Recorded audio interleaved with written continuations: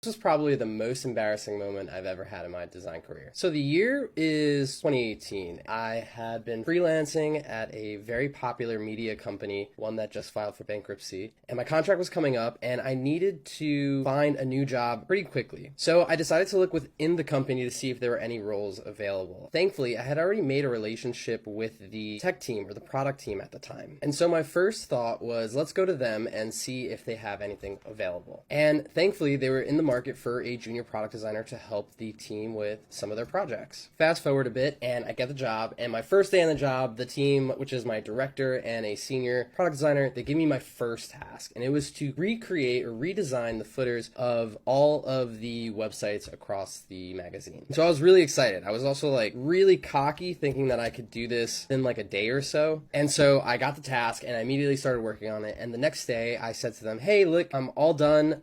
Did exactly what you wanted me to do, and I'm ready to review these. So we jump into a room, a small meeting room, it's just the three of us, and I start to show them my designs. I walk through all of them, I tell them what I was thinking about and why I think these would be good ideas. And at the end of the meeting, they look at me and they're a bit confused. And at that point, I started to panic a bit. My first day, my first project, they already hate the stuff that I'm showing them, like what's gonna happen here. And so they say, listen, John, these are great, we're happy that you made these. Great. Thanks for like wasting our time and everything. But how did you get to these decisions? I was puzzled. And in my mind, I was thinking like, this is just good design. And they had basically told me, listen, we have some data that you can use from the site currently, and it would probably be best to start there to better understand like what's being clicked the most, what parts of the footer aren't working, things like that. And so then I went back to the drawing board. I started to look at other websites. I started to look at the data and understand what parts of the current footer were working, what were the most clicked. And I took the next couple of days to actually think about those decisions. And while I was so embarrassed because I was so used to having my managers come to me with a problem and then solving them really quickly and then having them review it and then approve it,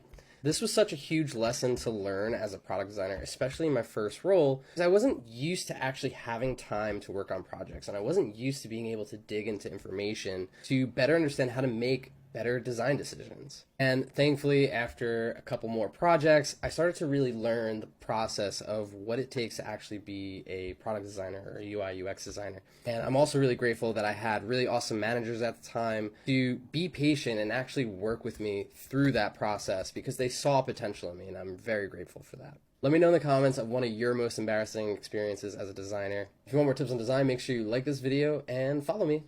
Have a great day.